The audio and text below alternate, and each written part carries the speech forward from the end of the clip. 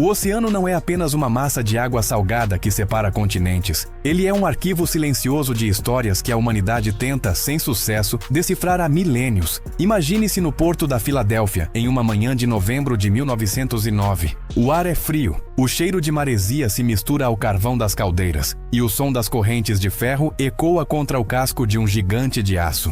O navio em questão é o SS Waratah, uma das joias da marinha mercante da época, um colosso de 5.000 toneladas que representava o ápice da engenharia britânica. Naquela manhã, quando as amarras foram soltas e o navio deslizou suavemente em direção ao horizonte, ninguém poderia imaginar que aquelas centenas de pessoas a bordo estavam cruzando a fronteira entre o mundo conhecido e o esquecimento absoluto. O SS Waratah não era apenas um navio, era uma promessa de segurança, apelidado por muitos como o Titanic da Austrália, ironicamente antes mesmo do próprio Titanic naufragar. O mistério que envolve o seu desaparecimento não reside apenas no fato de ele ter sumido, mas na forma como isso aconteceu, sem um único pedido de socorro, sem uma mancha de óleo na superfície, sem um colete salva-vidas flutuando e sem que um único corpo jamais fosse devolvido pelas correntes marítimas. O que aconteceu com o Waratah e sua tripulação é uma das feridas abertas da história naval. Um quebra-cabeça onde as peças parecem ter sido deliberadamente apagadas pelo tempo e pela imensidão azul. Para entendermos a magnitude desta tragédia, precisamos olhar para os detalhes técnicos e humanos que compunham o SS Waratah. Ele era um navio de passageiros e carga, operado pela Blue Anchor Line, projetado especificamente para a rota entre a Europa e a Austrália, via África do Sul. Sob o comando do experiente capitão Josiah Ilbery, um homem com mais de 30 anos de mar e uma reputação impecável, o navio levava 211 almas a bordo. Havia famílias retornando para casa, empresários em busca de novas oportunidades e uma tripulação treinada para enfrentar as piores tempestades do Cabo da Boa Esperança. No entanto, desde o início de sua jornada inaugural, meses antes de julho de 1909, o Waratah carregava um segredo sombrio que apenas alguns olhos atentos perceberam. Claude Sawyer, um passageiro experiente que viajava na primeira classe, sentia que algo estava profundamente errado. Ele relatou em seus diários que o navio tinha um comportamento estranho nas ondas. Ele não balançava de forma natural, ele se inclinava e demorava segundos agonizantes para retornar ao eixo vertical, como se estivesse lutando contra o próprio peso. Sawyer ficou tão perturbado por essa percepção e por um sonho recorrente onde via um homem vestido com armadura medieval emergindo das águas com uma espada ensanguentada, que decidiu desembarcar em Durban, na África do Sul, abandonando sua passagem e sua bagagem. Ele tentou alertar os outros, mas foi visto como um homem supersticioso. Mal sabia ele que sua intuição o salvaria da morte certa. No dia 26 de julho de 1909, o Waratah deixou o porto de Durban com destino à Cidade do Cabo. Era um trecho relativamente curto da viagem, que deveria levar cerca de 3 dias. O tempo estava fechando, mas nada que um navio daquele porte não devesse suportar. Na manhã do dia 27 de julho de 1909, o Waratah foi avistado pelo navio a vapor Clan McIntyre. Os dois comandantes trocaram sinais de luz, uma comunicação rotineira e amigável no mar. O capitão Ilbery perguntou sobre as condições do tempo à frente, e o Clan McIntyre respondeu que o mar estava agitado, mas manejável. Aquela foi a última vez que seres humanos viram o Waratah. Horas depois, uma tempestade de proporções catastróficas atingiu a região, com ventos que sopravam a velocidades aterrorizantes e ondas que, segundo relatos de outros navios na área, atingiam a altura de prédios de 5 andares. Quando o Waratah não chegou à Cidade do Cabo na data prevista, o alarme não foi tocado imediatamente. Acreditava-se que o navio, por sua robustez, tivesse apenas reduzido a velocidade para enfrentar a tormenta, ou que estivesse à deriva por uma falha mecânica simples. Mas os dias se transformaram em semanas, e o silêncio do rádio, que na época ainda era uma tecnologia incipiente e não instalada no Waratah, tornou-se ensurdecedor. A busca que se seguiu foi uma das maiores e mais frustrantes da história. Navios da Marinha Real Britânica e embarcações privadas vasculharam milhares de milhas náuticas. Eles procuraram por destroços, por botes salva-vidas, por qualquer sinal de que aquela estrutura de aço ainda existisse em algum lugar. O que encontraram foi o vazio. Diferente de outros naufrágios onde a violência do evento deixa cicatrizes na superfície, o Waratah parecia ter sido tragado por uma fenda no espaço-tempo. Investigadores da época começaram a analisar a estabilidade do navio. Descobriu-se que o Waratah tinha um centro de gravidade perigosamente alto. Ele carregava grandes quantidades de carga pesada nos convéses superiores, e seus tanques de água, se não estivessem completamente cheios, poderiam criar um efeito de pêndulo instável. A teoria mais aceita é que uma onda gigante, um fenômeno oceânico raro e devastador, atingiu o navio no exato momento em que ele estava inclinado. Em uma fração de segundo, o Waratah teria virado de cabeça para baixo. Se isso aconteceu, o navio teria afundado como uma pedra, aprisionando todos os passageiros em suas cabines e impedindo que qualquer objeto flutuante se soltasse. No entanto, a ciência não consegue explicar tudo com absoluta certeza, e é nas lacunas da explicação técnica que o desconforto psicológico se instala, porque nenhum corpo jamais apareceu. A costa da África do Sul é conhecida por suas correntes fortes, que geralmente trazem destroços para a praia. O desaparecimento total sugere algo mais sinistro ou uma conjunção de fatores tão improvável que beira o impossível. Ao longo das décadas, várias expedições modernas, equipadas com sonares de última geração e submersíveis controlados remotamente, tentaram localizar o esqueleto de aço do Waratah.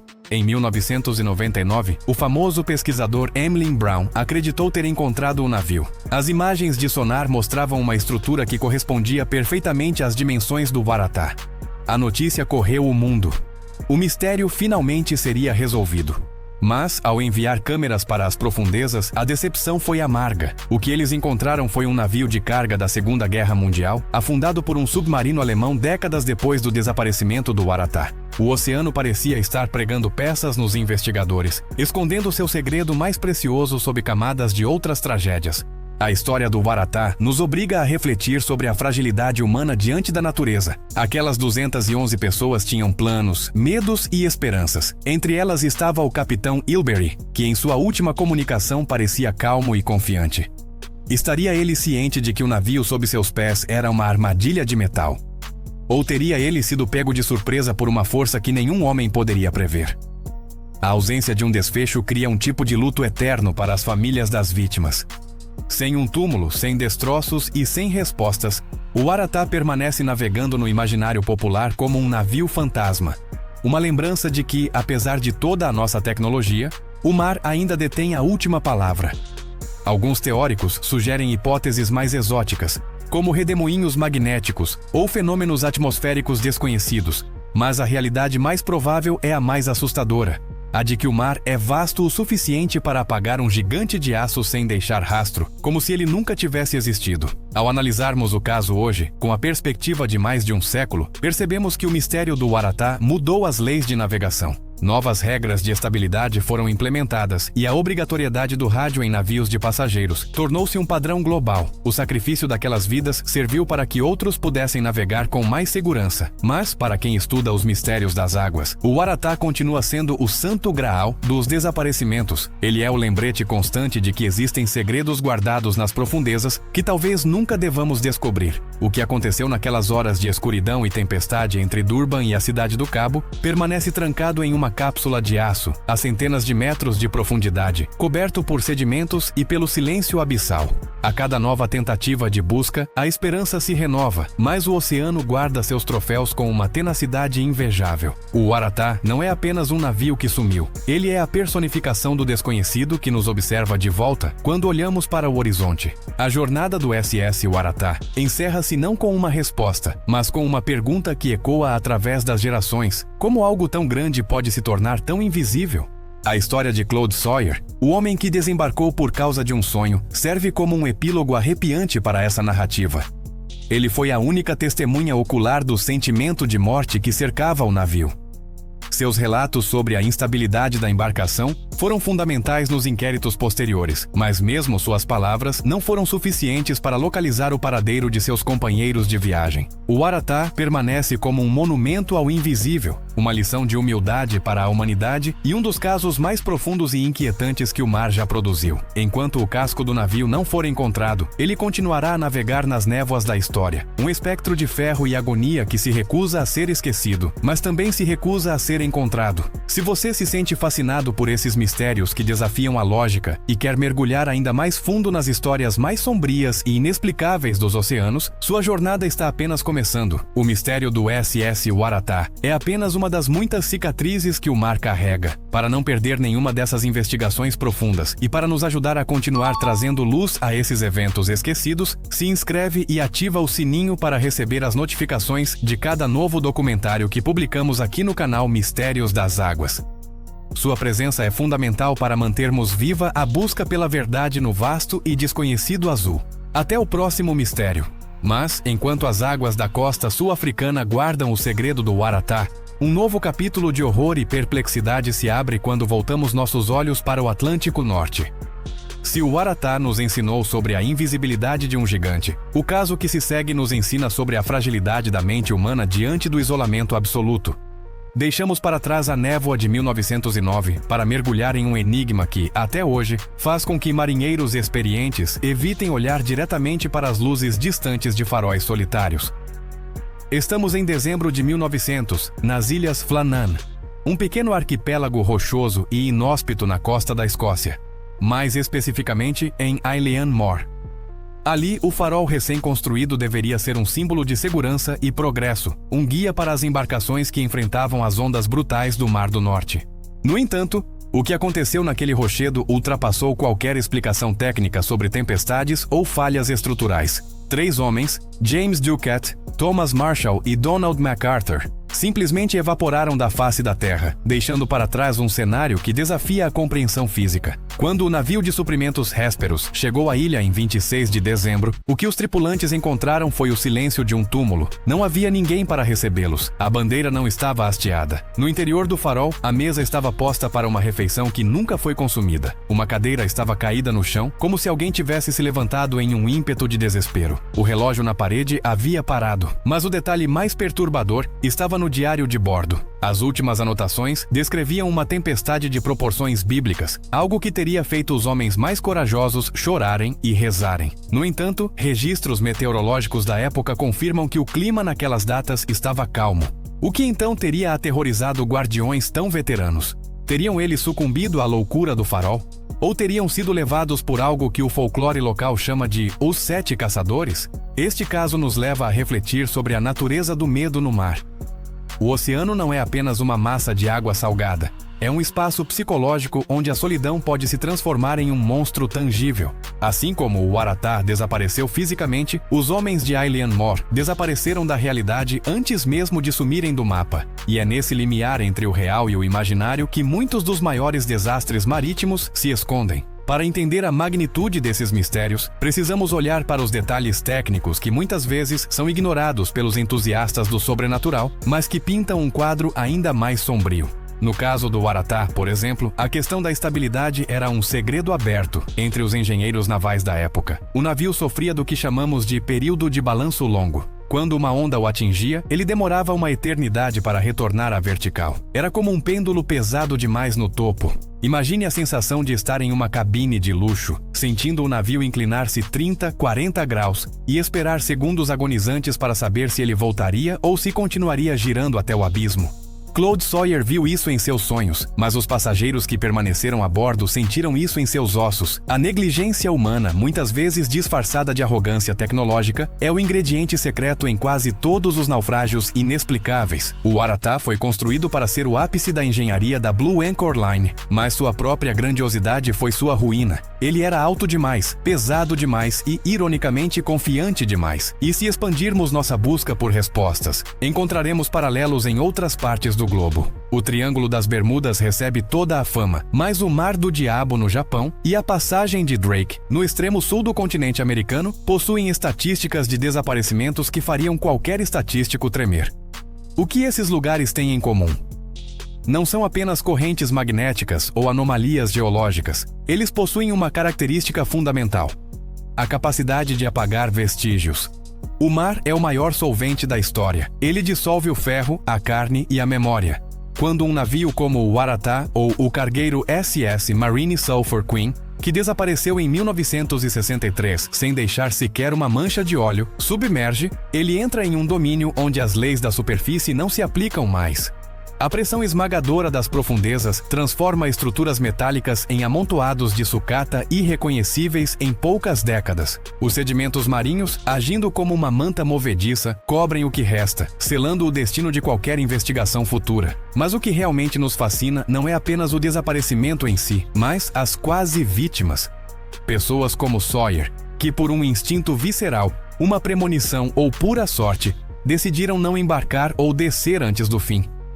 Essas histórias de sobrevivência por intuição sugerem que existe uma conexão invisível entre o ser humano e o perigo iminente do oceano. É como se o mar emitisse um aviso, uma frequência baixa que apenas alguns conseguem sintonizar. Ao analisarmos os inquéritos do Waratah, percebemos uma tentativa desesperada das autoridades de colocar a culpa em algo palpável. Foi uma onda gigante, diziam uns. Foi uma explosão nas caldeiras, diziam outros. Mas a verdade é que não houve um único destroço, um único colete salva-vidas ou um corpo sequer encontrado. Em um naufrágio convencional, o mar cospe de volta os restos da tragédia.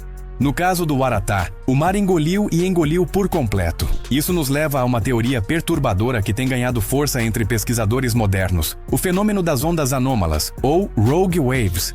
Até poucos anos atrás, cientistas acreditavam que ondas de 30 metros eram mitos de marinheiros bêbados. Hoje, satélites provam que elas existem e são frequentes. Uma onda dessas, surgindo do nada em uma noite de tempestade na costa da África do Sul, teria o poder de capotar o Waratah instantaneamente, prendendo todos os passageiros dentro do casco enquanto ele afundava como uma pedra.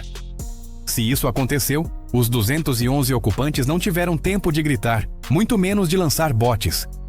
Eles foram sepultados vivos em uma tumba de aço que ainda desce em espírito pelas correntes abissais. A busca pelo SS Waratah continua sendo o santo graal da arqueologia subaquática sul-africana. Emmett Charteris, um dos pesquisadores mais dedicados à causa, passou décadas mapeando o fundo do mar. Ele encontrou outros navios, identificou destroços de guerras passadas, mas o Titanic do Sul permanece esquivo. É como se o navio tivesse deslizado para uma fenda no tempo ou no espaço. Esta persistência no erro de não encontrá-lo nos força a encarar nossa própria insignificância. Vivemos em uma era de GPS, sonares de alta definição e vigilância satelital constante. A ideia de que um objeto de 150 metros de comprimento pode estar perdido nos irrita. Desafia nossa ilusão de controle sobre o planeta.